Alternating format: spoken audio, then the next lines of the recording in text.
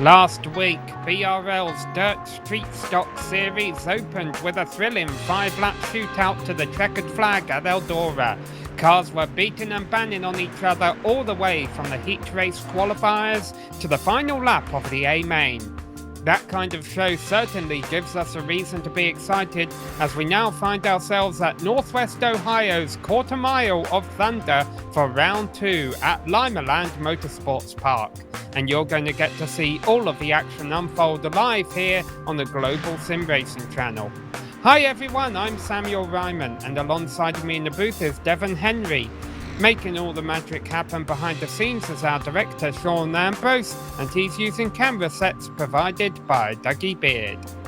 The racing was tight last week even when we had half a mile to spare. This week we've halved that. So what can we expect tonight? Well, let's take a look at tonight's venue with our GSRC track guide.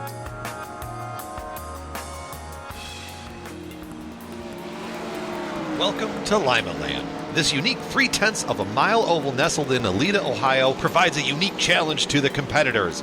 Limaland has two very short straights coupled together with two very tight corners, making momentum king.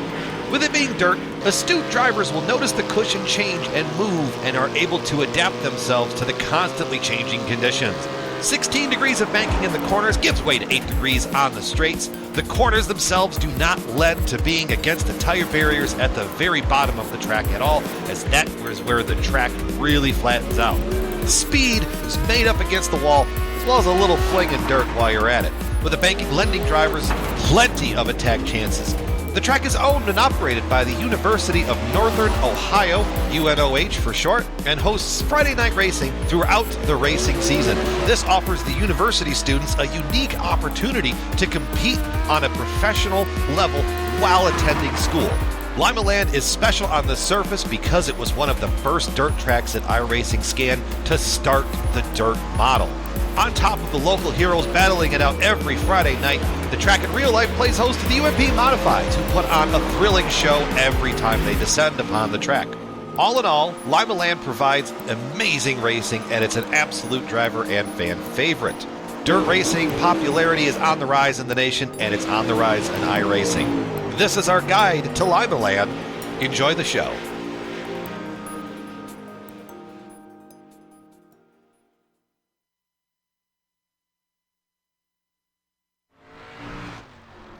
Well, that was a closer look at Limaland Motorsports Park. We have a few sponsors that help put these shows on for us, including the Cruise Shop. The Cruise Shop has been in operation since 1986. They are a team of highly experienced travel agents that have a huge passion for travel. They specialize in cruises, all-inclusive resorts, escorted tours, Disney and family travel, groups, honeymoons, and weddings. They would love the opportunity to help you plan your next vacation. Give them a call today at 260-755-6125 or visit thecruiseshopfw.com. The Cruise Shop is dedicated to fulfilling their clients' dreams, one destination at a time. In addition, this season, tonight's heat races are brought to you by Jim Beaver Esports, the official esports team of Jim Beaver and the General Tire Down and Dirty Show, powered by Polaris Razor. Follow the team at jimbeaveresports.com or on Facebook, Twitter or Instagram to keep up with their drivers in iRacing World Championships, private leagues and more. Well, Devon, practice is still going on here at Limaland Motorsports Park. Let's take a look at the technicalities of this race circuit. Yeah, this is just a good, fun, old local racetrack. This here at Limaland is owned and operated by the University of Northern Ohio, opened back in 1935, and is also one of the oldest here on iRacing. This is round 2 of the Dirt Street Stock Series. Looks like everyone's going to be making the race here so far that we have into this race. Only one fast repair. And taking a look at this track here, yeah, it's got some pretty good banking as a quarter mile oval. 16 degrees here in the corners here in Northwest Ohio. and they regularly actually race on Friday nights. And so we're going to take this to the virtual world and bring out these dirt street stocks here to the quarter mile of Thunder. A quarter mile of Thunder, and there'll be lots of Thunder going around this circuit with 12 cars here so far and 5 minutes left before the heat races start. So we'll see, well, actually until qualifying starts, so we'll see if we get more cars show up. What are they going to be up against, Devon? Well, this track is going to end up being more than likely a one-groove track. So to start on the bottom where there's a lot of grip, it's the shortest way around, and you can already see here in practice, this is a track where usually when it slicks off, it gets darker, but here at Limaland, the kind of clay that they use, you can see it gets lighter. It's light right there in the middle. It's getting slicker. It's losing its grip. You're going to see that kind of quickly go away throughout the heat races, and you're going to slowly start moving up to the wall. Well, when that happens, I don't think we're going to have quite enough laps on this track to force people to move around. So it's going to end up being a one-lane track when we get to the A main, and you're going to have to get creative if you're going to want to move up through the field. Yeah, we've still got a few minutes left of practice, and I've noticed already, as you mentioned, that drivers have been experimenting with different lines, as they're always going to do during the practice session at a dirt track, try and find out where the grip is and what they need to do, the run low, to run high, to run in the middle. Let's take a look at our race details. Only the second race of the year here for the Bootleg Racing League Dirt Street Stock Series. We open it up at Eldora. It doesn't get much more fun than Eldora. Of course, we are running heat races tonight. No more than 6 cars per heat race for as many cars as we have. So right now we're looking at 2, maybe 3 heat races. All the cars entered tonight will make up our feature. That is no more than 20 cars every week. This is also a fixed setup though, guys. So everyone here dealing with the exact same car conditions as the track conditions continue to change. And also every race, everyone gets just one fast repair. Use that sparingly and wisely, guys. You might just need it here on this small quarter mile. Yeah, and you talk about the heat races and the consi. Even though we don't have enough drivers here for there to be drivers not to make the A main, because the A main can hold up to 20 cars, they will still run the consi, and there will still be points paid for that. And as a result of all the points, let's take a look at the point standings and see how tight things are. Well, Stephen Spees holds a points lead over Tyler Jackson. He would hold a greater points lead over Tyler Jackson if all that mattered was the feature. However, Tyler Jackson had a really good night race, a really good night going at Eldora. It looked like he was going to walk away with the feature race win until there was a late caution. It led to a 5-lap shootout, and he fell a little bit short in that. But from the bonus points from all the heat races and everything else, Tyler Jackson finds himself only 4 points back of Stephen Spees after 1 round. And of course, with 10 races left to go in the season, Devon, any of us can change. Absolutely. And you saw Tyler Jackson absolutely dominate last week. And hey, he even said, hey, it was more fun having that caution there, and it was a wild finish, and he had a lot of fun with that. But these guys like to beat him bang a little bit, and that's how you do it when you have a street stock that weighs as much as a tank, for crying out loud. But nonetheless, here it's going to be a little bit more difficult. This is no Eldora. This is no half mile that's extremely wide. You can throw some haymaker kind of slide jobs. Like I said, this will turn into a one groove track, a 1-lane track, and it's a little bit shorter. You might see the chrome horn used a little bit, although sometimes it might necessarily not be intentional. It's just a difference of braking points. It feels like an asphalt short track here sometimes. All right, less than a minute left to go in practice before qualifying begins, and qualifying will pay points to the top performers. So that's your incentive to try and get a good time down in qualifying. However, if you do finish up the top at qualifying, that will put you at the back of your grid for your heat race, because we have inverted fields for the heat races, which creates a little bit more excitement. Those heat races are just 8 laps long. And of course, 8 laps around here is over in about 2 minutes. And 5, 4, 3, 2, 1. Practice is over. Stephen Spees, your championship leader, fastest in practice. Yeah, and we'll see as this track continues to change around, those times are going to plummet and plummet down. And guys, I'm kind of excited for this. I don't know exactly how much this track is going to wear off, and that could mean big things once we get later into the night as you see the track reset back to a fresh field. Something that makes this track interesting is that you really want to get that bottom, but you got to arc it well enough. Otherwise, you're going to scrub a lot of speed on corner exit here. So we'll see who can do that the best here, hit that apex here in qualifying with a fresh track. All right, this is the 52 car of John Wilson rolling out. All 12 cars that are currently in the session will have a track to themselves for 5 minutes, of which to try and put 4 laps down. And then, of course, the best of those 4 laps for each driver will determine our qualifying order. And then they just get inverted for the starting grid. John Wilson, I think he had connection issues last week at Eldora, so hopefully he's got those sorted. Bobby Rafferty currently fastest in qualifying at a 15.3. A 15.2 was the lowest we saw them go in practice. Bootleg Racing League, a little bit forgiving when it comes to qualifying. You get those 4 laps, so if you have an issue or you want to change things up or something like that, you do have the time. You got 4 full laps, and of course 5 minutes to do it at a track this small. If you want to sit back for a second and kind of regain yourself or look at your lap back and say, okay, what can I do different? You can do that here. It's a very forgiving qualifying session. And we had our points leader, Stephen Spees, on camera for a moment there. Here's John Wilson again in that number 52. Currently sitting 6th fastest, and bumped a little bit right now. Spees goes up to 3rd. Still some drivers yet to turn a lap in qualifying, including the number 75 of Jared Melton. He was just in and out of a server, so probably taking care of something, maybe adjusting some computer settings. We should make a note that Jared Melton was given a warning for some of his driving last race at Eldora. Nothing major. I don't think it's going to affect him any. Just a little note from the officials that, hey, we are watching you.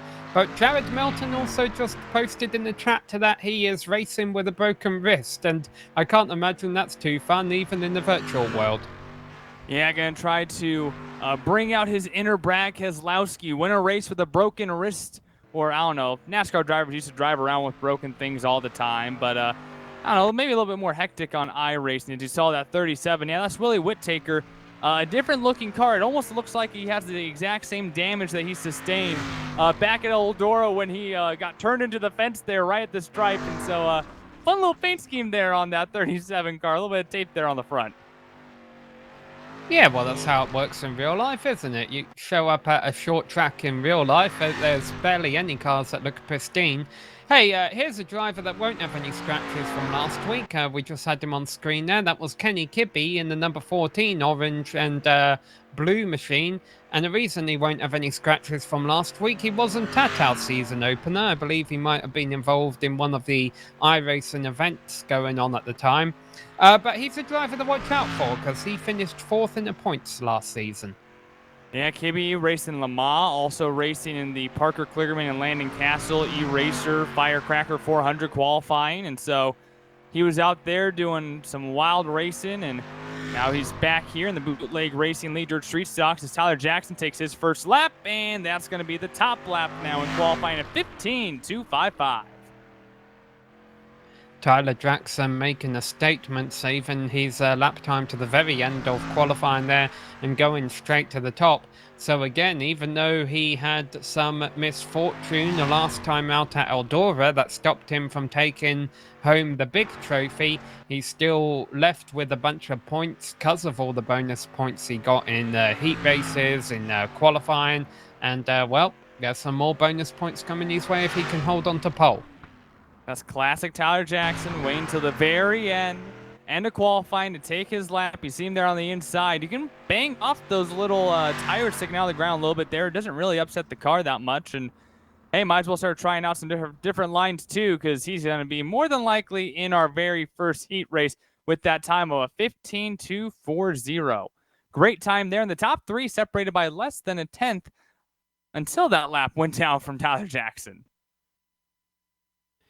So our heat races are about to come up, and a reminder that our heat races are being brought to you by Jim Beaver Esports, and we appreciate them coming on as a sponsor this series.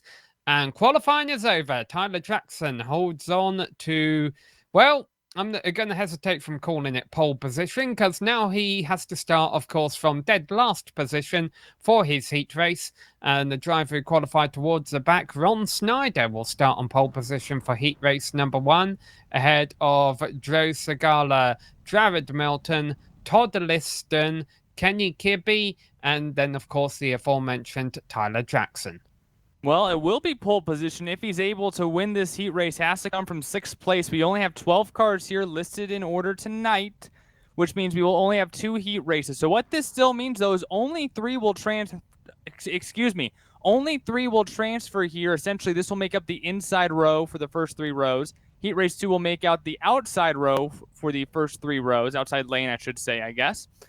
But what that also means is that the 3 drivers who do not transfer still have to run the consolation race. So essentially 7th through 12th is available to anyone in the consolation. So the difference between 3rd and 4th in this race right here could be the difference between starting 5th and starting 12th when we go to the A main. The car's getting gridded up then behind the pace truck. Now, that's not one of the NASCAR trucks, is it? That's an actual pace truck they have there. I wonder when iRacing's going to let us race that. Race the real truck? Man, I would like to do that. I'd have a good time with that. Yeah, give me out the Pace Porsche and the Pace. I think that there's a Toyota car. And yeah, give them all to me. Let's have a Pace race. Well, there's going to be no pacing about this race. It's just going to be 8 laps long. As we mentioned, Ron Snyder has a pole position in the number 29 car. He finished 9th place last week at the season opener at Eldora. How difficult is it going to be to pass the pole sitter here in these heat races here, Devon? I think it's be hard to keep the qualifying pole sitter behind you here. Keep an eye on that blood red number 8. But yeah, this is a 1-lane track. You want to get to that inside, but like I said, you also have to be careful scrubbing speed, because if you do get in too tight or exit too tight, someone can pass you on the outside, even though it's the longer way around with the same amount of grip. All right, well, here we go. Green flag is out, and Ron Snyder leads him away for the first of 8 laps. He has that desired low line that you were talking about, but already our Tyler Jackson trying to come through the middle of a 3 wide there on the back row. He is making quick work and already looking for 2nd place. Yeah, that outside lane went way too high and gave Tyler Jackson all he needed to try to split the middle there. Now 3 wide here for 2nd. Melton on the inside, Jackson in the middle, and Segala trying to hold him off on the outside. Yeah, Melton and Jackson make a little bit of contact, but they won't upset these cars at all. Segala doing a way over job to hold his own up high, but all this side-by-side racing, of course, just means Tyler Jackson is stuck racing for 2nd and 3rd right now, but there he goes, down to the low line, and let's see if he can pull this off. And that's the line you want right there. Clip that inside tire. He's clear of Joe Segala, now trying to get around that pink number 75. I guarantee you he already has his eyes set on Ron Snyder as he clears for 2nd. And Ron Snyder slid up a racetrack a little bit. I wonder if he feels a little bit more comfortable in that middle line. We're halfway now, 4 laps complete, working lap 5. Tyler Jackson is up alongside Ron Snyder. There's also battles going on for 3rd and 5th. But this battle for the lead is what we need to be watching right now, because Tyler Jackson is getting ever and ever closer to taking the lead as he finally pulled it off here. With how much moisture is in the bottom, it doesn't matter where you're comfortable. You got to get to the inside. Tyler Jackson did that immediately, and that blood red number 8 is back to the point where he likes it, coming down to 2 laps to go.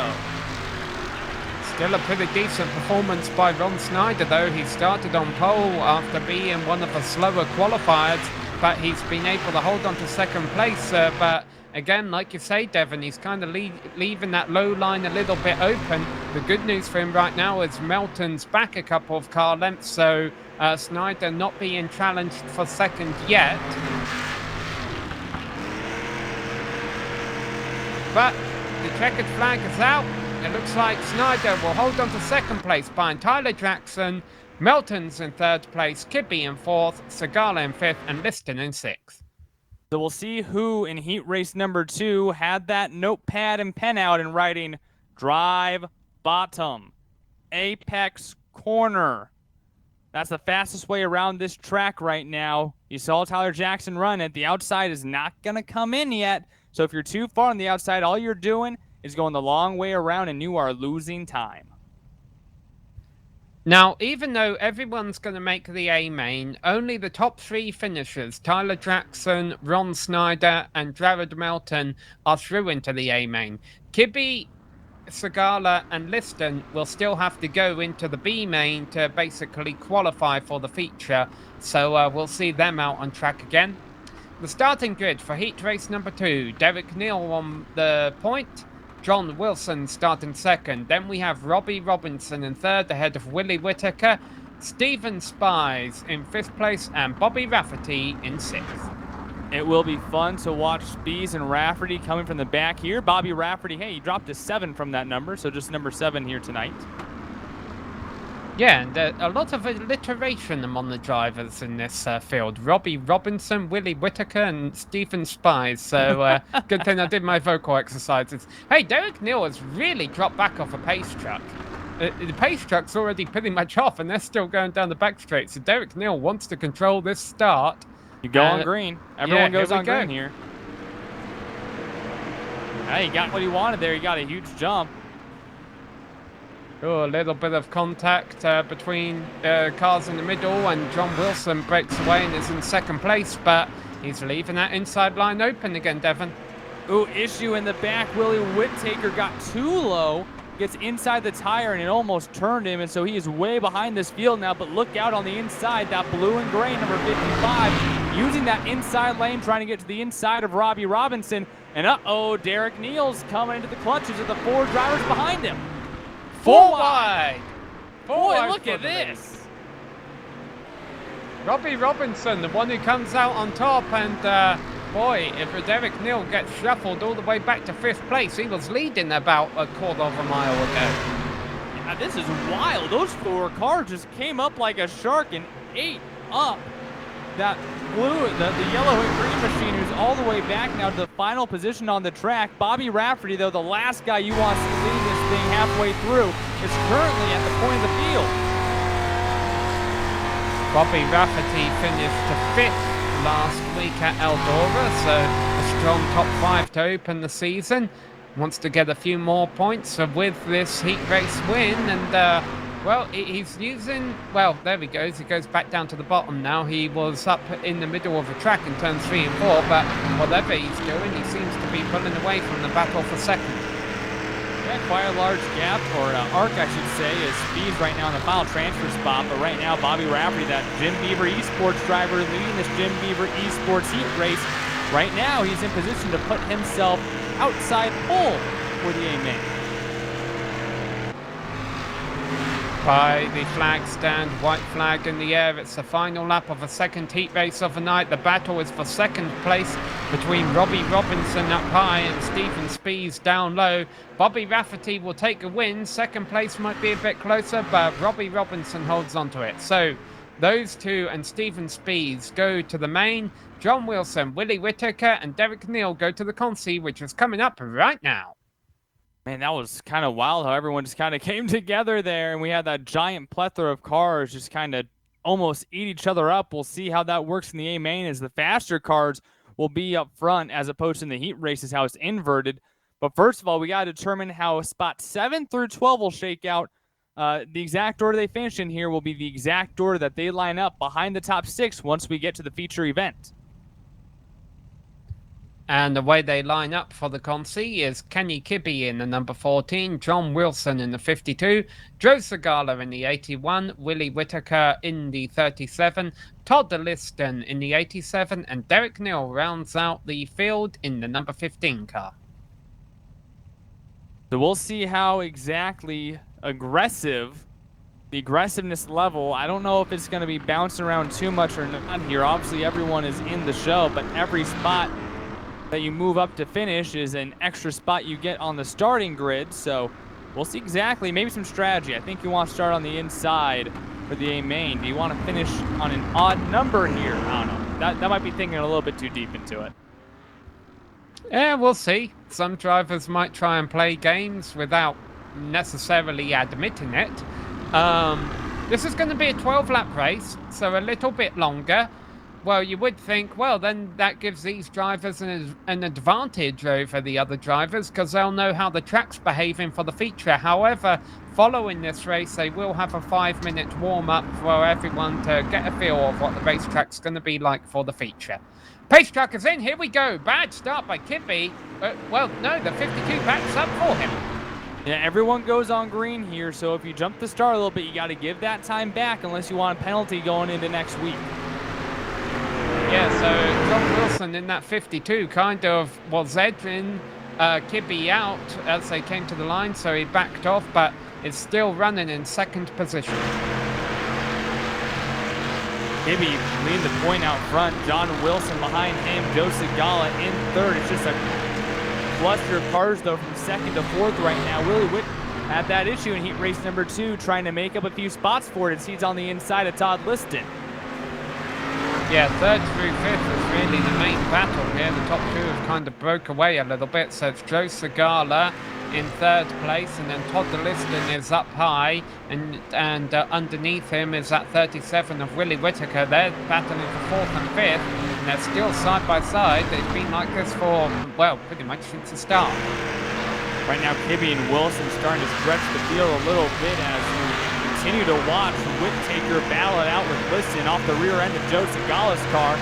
Kenny Kibbe saying a new fast lap, and right now Whittaker not able to get that arc that he wants into the corner, so not able to get quite as much of a grip as Liston does, but still able to get the job done, and he will take over position number 4. But is that what you want? Apparently it is, because Todd Liston's going back for it, but of course if you do finish fourth, you start the feature on the outside. Yeah, and that's all up to what you want. Do you just want to get another spot, or do you have a preferred lane? Because right now the math is pretty easy to figure out where you're going to start. It's not like that every week, but right now you know exactly where you'd be starting on where you finish. So, I don't know, but then also comes to the point, if you want to play games, sometimes some people don't want to play. Does the guy behind you then end up taking a spot, and now, now you're another spot behind where you want to be or something like that? So, can't play too many games, because every now and again, someone likes to play spoiler too. Well, Kenny Kibbe can play whatever games he wants right now. He can experiment up high or down low. I think he's pretty safely got this win. It looks like about a second the lead he's holding over John Wilson in second place. Wilson has a little bit of pressure from behind. Segala might try and challenge for second place by the end of this. And we do have two lines kind of starting to form. You still have that inside lane being able to be used, but then you see kind of the tailings of what these guys keep on blowing off by running the inside so much. It kind of creates a lower kind of cushion. Guys are starting to use that to move up through the middle lane. There's some speed there because there's moisture, and there's a little bit of a lip possibly from all the dirt that's been kicked up by the guys running the inside. All right, final lap. So it looks like it's going to be Kibbe, Wilson, Segala, Whittaker, Liston, O'Neill. Does anyone play games and let anybody behind them buy for a position so that they can start on the inside? No, that's not going to happen. In fact, Willie Whittaker threw it into turns 3 and 4 to try and get third place, but he wasn't able to do so, and Joe Segala holds on for that position. And so now we move into the warm-up. Everyone back on track. Track state will reset back to 0 and will rapidly increase. Once we get to the A main, though, the track state will be set to 20%. That's higher than we saw in even the consolation race. So these guys are going to have to take some notes here in this warm-up as the track progressively moves through its stages, if you will, because this is going to be a completely different track once we begin the A main. And you're going to need to know exactly what lane you're going to want to go with, the outside or the inside, depending on how worn out that track is at 20% when we start the feature event. So I'm looking at our qualifying results, and we'll have them up for you before too long. Tyler Jackson has taken first position on the grid for both races so far. He almost ran away from pole position for the win at Eldora, but of course the late caution kind of put a stake through the heart of those plans. But it's an interesting second row we've got.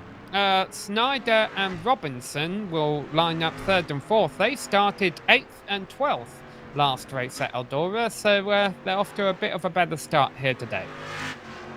Absolutely. So those are going to be your first 2 roads as these guys continue to try to work this track a little bit. I did mention this is owned and operated by the University of Northern Ohio, and so it's an actual college. I mean, I didn't go to a college that owned a racetrack, and so you would not only get college students up in the grandstands here in real life, you also get college students down on the track doing some dirt racing. So that's a really cool opportunity that a lot of youngsters get to get involved in the sport, and also the logistics of track operating. They actually get to, as college students, go and work at the track, operate the track, and then of course go and race yourself. So a really cool track up here in Ohio that got its beginnings from horse racing, like so many legendary dirt tracks began with dog racing and horse racing, and eventually found their way to dirt racing. And this track, one of the earliest to be put onto the iRacing platform.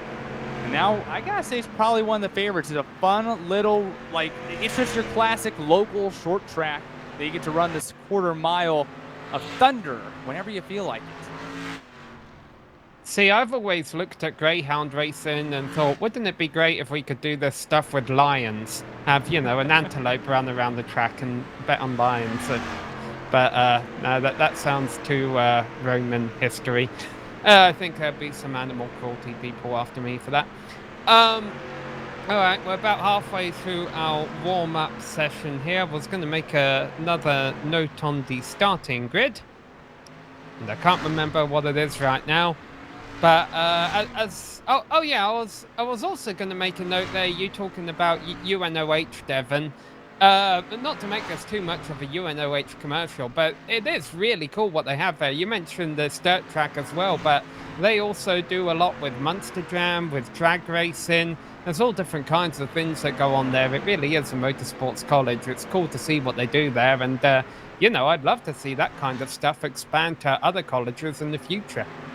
And of course, this isn't just local short track racing. They have plans to host the All-Star Circuit of Champions this month, actually. And so you also get some of the superstars of dirt racing to come here as well and perform in front of the college students. So yeah, this is a wild opportunity that I wish I had in college. I wish my college owned a dirt track and some motorsports operations. So yeah, it's cool, some of the backstories behind some of these iRacing tracks that you just wouldn't really know just driving around. It's just, oh yeah, it's just another track. We had a motorsports program at the college I went to, James Madison University in Harrisonburg, Virginia. We had Madison Motorsports was pretty much our car driving club there, and that's where I first learned how to autocross. You know, it's always good having those little driving clubs out there that get, you know, motorsports enthusiasts involved in the motor racing community, because there definitely are a bunch of different careers that can be made out of motorsports. Let's see, warm-up coming to a close here. I haven't been paying too much attention to the lap times, but what are you starting to see this track evolve to here in the closing moments before we go racing, Devon? Well, you can see all the loose dirt in the center of the corners, and that, like I said, in the Constellation can create almost like a second kind of cushion. But everyone, for the most part right now, trying to move up the track and get a feeling for how this cushion is going to feel. Once we go racing here in the A main, like I said, it's going to be a race that has 20% track state, so the inside won't be the preferred lane the entire way. There's still moisture down there. It's still utilizable, but it might not be the preferred lane after too long because it's going to get slicked off. So this is kind of where you get your bearings and make sure you know exactly where you're going to put your car for this 40-lap A feature. And that is about to start now. So here we go. We'll pull the starting grid up for you. And on pole position for the second race in a row is Tyler Jackson. Bobby Rafferty will start from second place alongside him. Starting in third place, these are the qualifying results. I'll tell you how the lineup actually is. Ron Snyder will start third place, so even though his qualifying result was a bit slower, of course he finished second place in his heat race. Robbie Robinson will start from fourth position ahead of Jared Melton and Stephen Spees in the top six, first half of the field. Then we get to Kenny Kippy starting seventh ahead of John Wilson. Joe Segala starts 9th ahead of Willie Whitaker, and then Todd Liston and Derek Neal will be on the final row. So you can see how the track is. It's almost about where they finished their warm-up laps. So those last warm-up laps were very necessary to knowing how this track is going to react. I still like the inside here to begin with. There is enough moisture down there, but it's very quickly going to move to the outside. So first thing you gotta do is adapt to the new line. Second thing you gotta do is get creative, because once everyone's up there, you can't pass a guy if you're running the exact same line. Well, the leader does get to choose what line they want to start on for the start of a race and for any restarts. Tyler Jackson has decided to start down low. Pace track is off. Here we go. Tyler Jackson leading them to the green for the first of 40 laps in. There's already crash at the back. Yellow flag. It looked like Kenny Kibbe was in the midst of that along with John Wilson. I think Kibbe might have got turned. It might have just caught my eye the most because of that bright orange number 14 car. As we take a look back here on the replay, a hectic beginning here. The front row gets a phenomenal jump to start. Oh, and it looks like just some over-rotating there from John Wilson, and there's nothing Kenny Kibbe can do. I don't know if Wilson might have missed his shift in those rear tires, or excuse me, if Wilson might have missed his shift and those rear tires just spun too much, maybe had a little bit too much wheel in it there, but not a dang thing Kibbe could have done there. They do get one free repair. However, I noticed that those two drivers have not come in to take it. My guess is that, you know, that's kind of minor damage. They were going slow speed when that accident occurred. And so, Devon, they're probably saying, you know what, let's... they both want to continue driving with the damage they have now, and, you know, they can save their free repair in case we do get another big incident. Yeah, they got a lot of damage right on the front of their cars, but aerodynamics do not matter here in the slightest. We're going back green here already. Quick pace laps here at Limaland. Yeah, that's what we'd like to see. Straight back to the action. So Tyler Jackson, once again, using the low line on the start of a race. And so far he's holding on to the lead. How long until he needs to get up high, though? Does he need to do it now? Yeah, he scrubbed off a little speed there on exit, I think, and Rafferty has that great boost of momentum from the outside. That time in 1 and 2 gets a good run. Yeah, it might be already time to start trying to move up a little bit, but right now Jackson is holding well on that inside. Snyder in 4th is also running that inside lane, as you already see everyone start to move up towards the top of the field, and now it's time to get creative and adapt to what the racetrack is giving you. Yeah, Rafferty had been on the high side of Jackson, but once Jackson started to pull ahead a little bit, he decided to start to look down low. However, I think Jackson might be pulling away a little bit now, and Rafferty's going to have to sit in second, but Jackson really getting sideways in turns 3 and 4 there. He gets it right, though, does his throttle management and turning and everything correctly, and pulls away.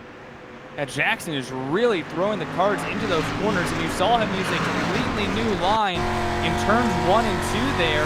We'll see if he does it again here. Almost just cuts down. He's going to go deep into the inside here and let the car slide back up. He's almost back to the regular line that he ran at the start of heat race number 1 there in 1 and 2. But Bobby Rafferty still has some speed there, ran a 15.442, and he's still on that rear bumper of Tyler Jackson. The top 2 continue to move away from the field. So you can see the scoring pylon on the left side of your screen. They're telling you where all 12 of our drivers are running. 3rd, 4th are racing single file right now, but there is a battle for 5th position. That's Melton down low, Snyder up high, Melton in the purple 75 machine, Snyder in the black and white number 29 car trying to use that high line. And right now it looks like both are fairly evenly matched, although as I say that, Snyder pulls ahead.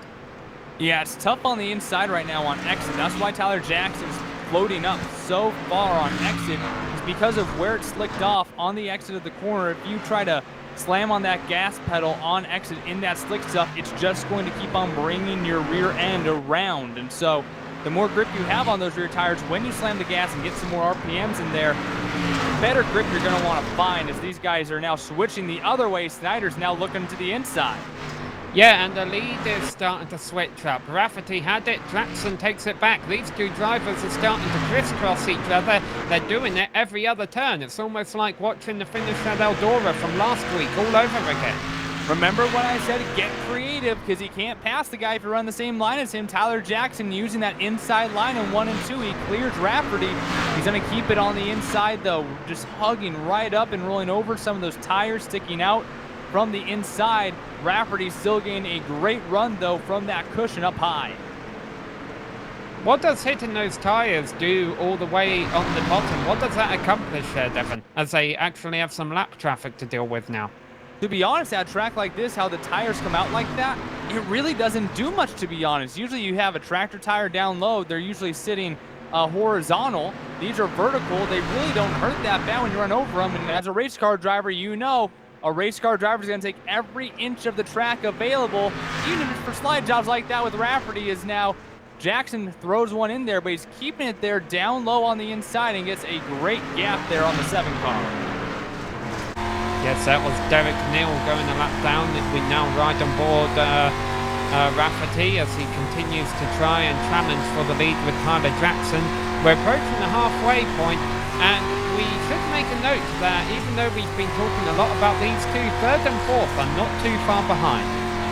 Yeah, that substantial lead has started to move in a little bit as Robbie Robinson and Steven Speed have closed in a little bit. Speeds, your season opener winner at Eldora, trying to move his way back onto a podium, still has to get around that black and orange number 56 of Robbie Robinson. As you look at that battle up ahead of him, it sure is some good entertainment, but it's hard to watch when you're battling the guy door to door. The 6th on back is getting by the lap car of Neil right now, and they're 2 wide and 3 wide and everything. Cars bouncing in the wall. There's a lot of action going on for about 6th position.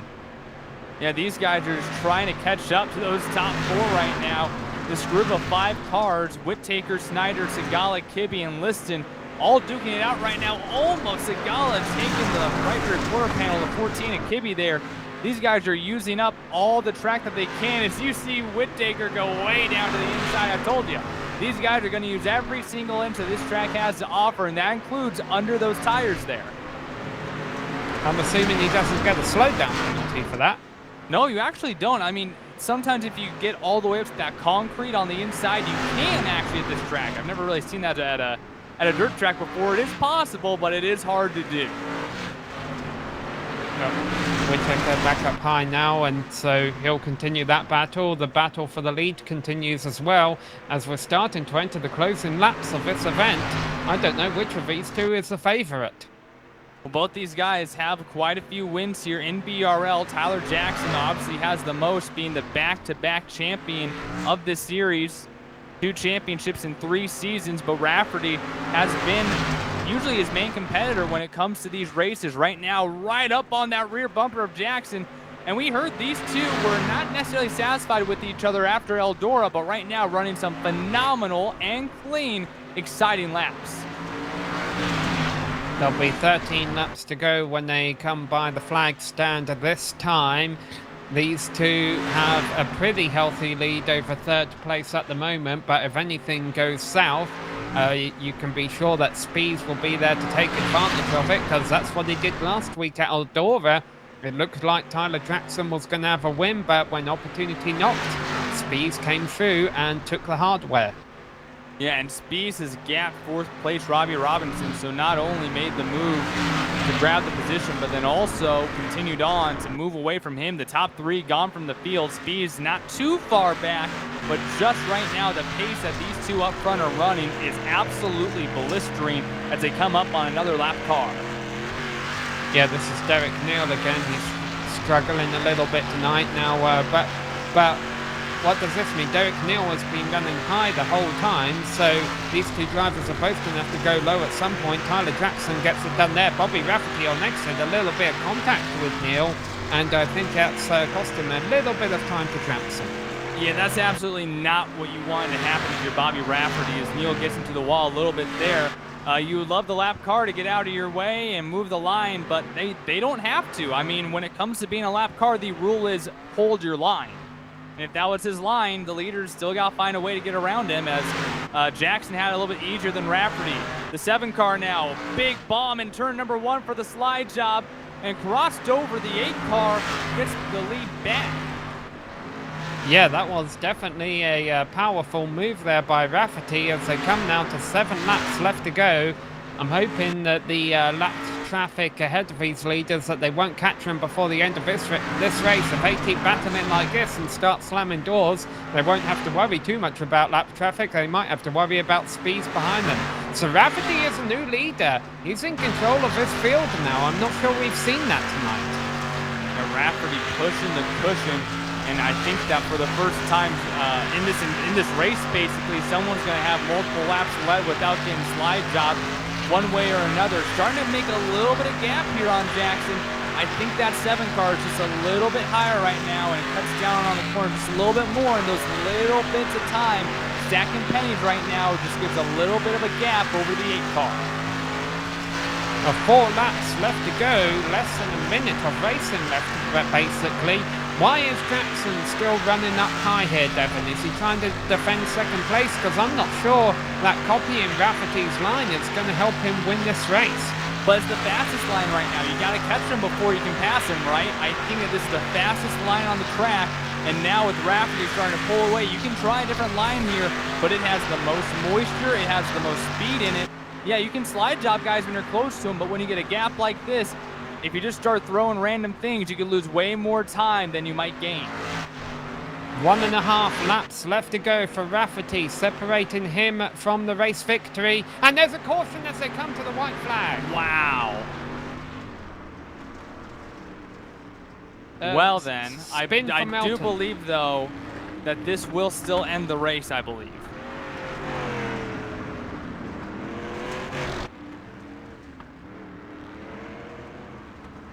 And that will do it. So yeah, I'm sure that for Rafferty, that was quite a scare there for a second. But yeah, that will end the race, and Bobby Rafferty will pick up the win here at Limaland. Well, I'm not sure Jackson had anything for him, to be honest, so that probably hasn't changed what the finishing order would have been.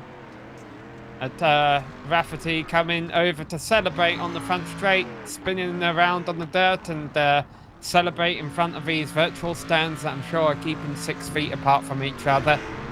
Well, we'll let him do some donuts here for those virtual fans, and a well-earned victory tonight from Bobby Rafferty. We'll be back with a full race rundown and driver interviews.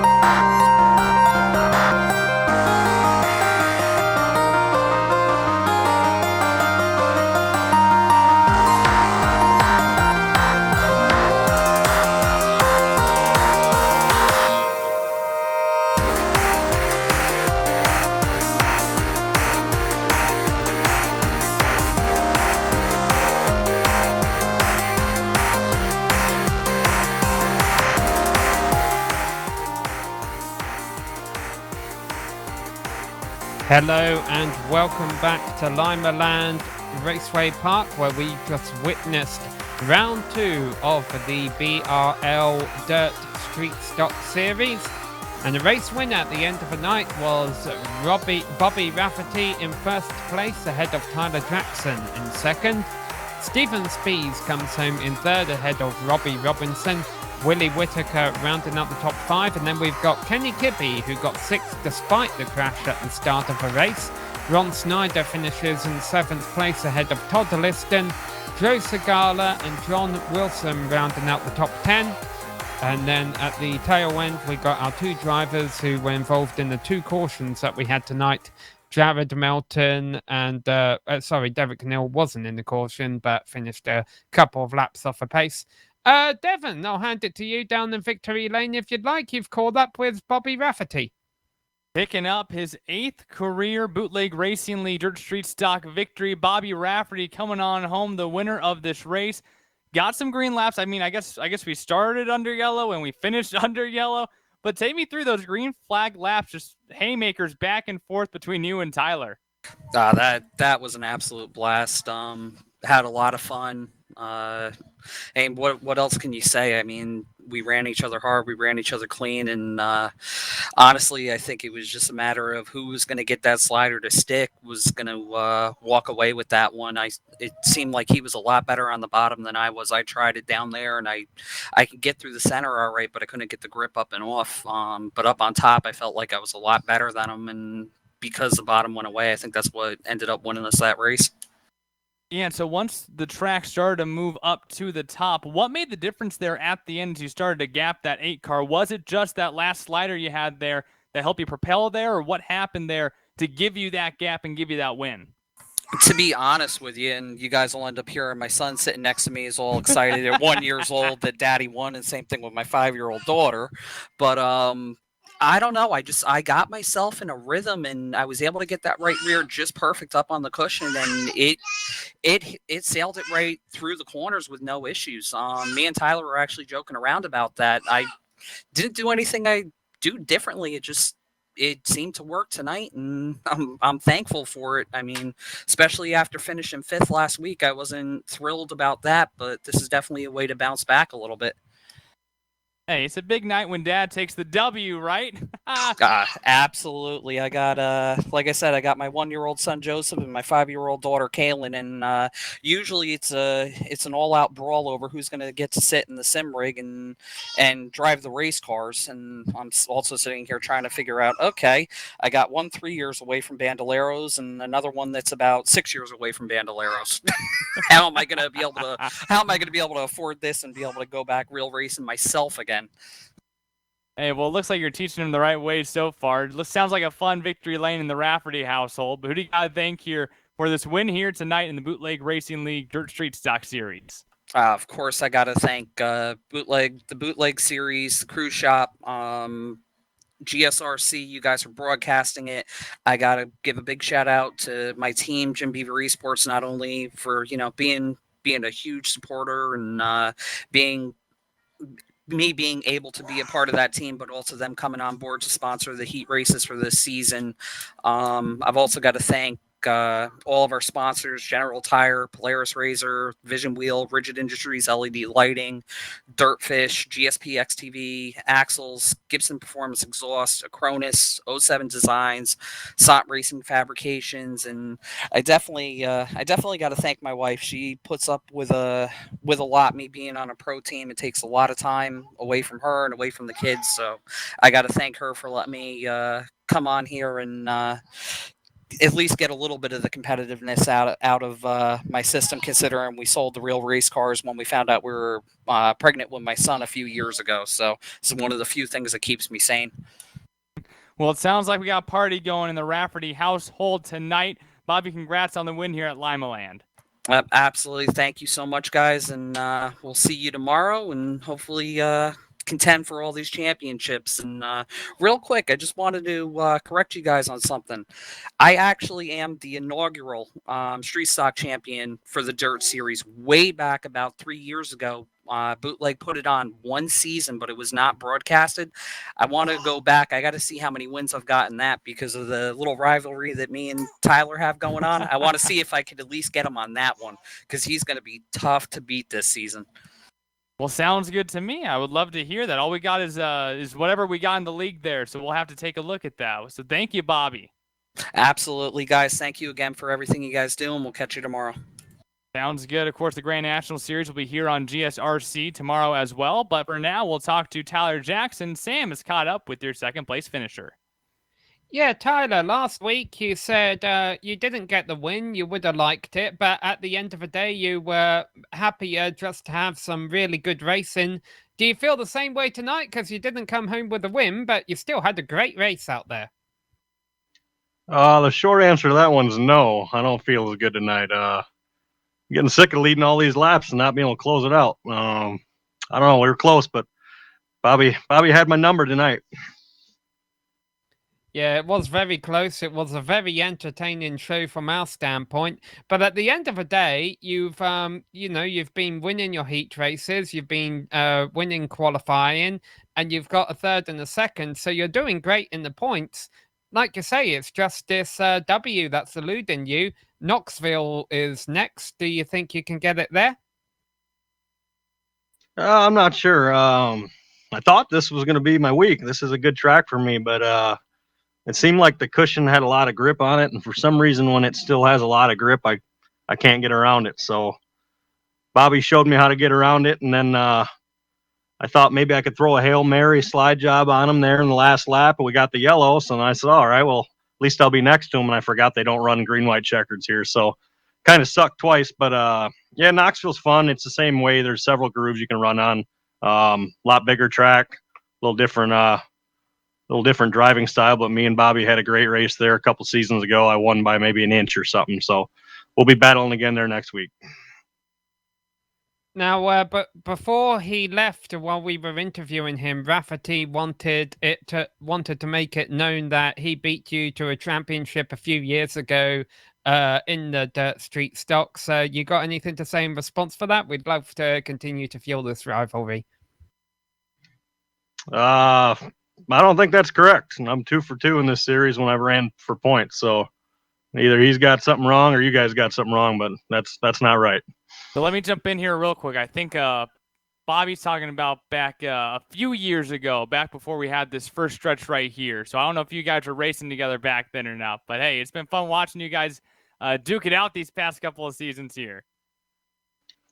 Oh yeah, I think they had a season maybe when this first came out, 2017. Yeah, I wasn't involved in that, but yeah, me and him are gonna battle. We've had our differences. We had a real good conversation last week and kind of aired some of those out. And I mean, we couldn't get much cleaner tonight. I don't think we made any contact at all. So my book, he just kicked my ass tonight. So we'll move on. Hey, at the end of the day, the championship that we're here to talk about and the one we're looking forward to being decided is this one. And you're off to a great start in it. Rafferty got the win tonight, so he's doing well too. And it's going to be fun watching you guys go at it throughout the next 9 rounds. Yeah, it should be great. I know one thing: I start winning the features, then the points will follow. So I got to park this thing in victory lane. 0 for 2 is not a good start for me. All right. Well, thanks for coming to talk to us, Tyler. Anything else you'd like to say before we let you go? Yeah, just got to thank the sponsors: Jack CDM, NC Resources. Jose Gill was watching tonight. He's got a little tune job to do. We're a little off tonight, but a couple buddies from work were watching, and I got to thank the girlfriend as always. She lets me do this. I put a lot of time in down here, and thank you guys for the race, and congrats for the broadcast, and congrats, Bobby. That was a lot of fun. All right. Well, that was your second place finisher, Tyler Jackson. Devin, we've got one more interview. You've caught up with Robbie Robinson. Devin. Yeah, Steven Speed's not able to make it, but we do have your 4th place finisher tonight, Robbie Robinson, bringing it home in 4th. A consistent race for you and battle it out with Steven Speeds there in the middle of the race. How did this track here treat you tonight as that thing started to convert to being a one-line track there on the top?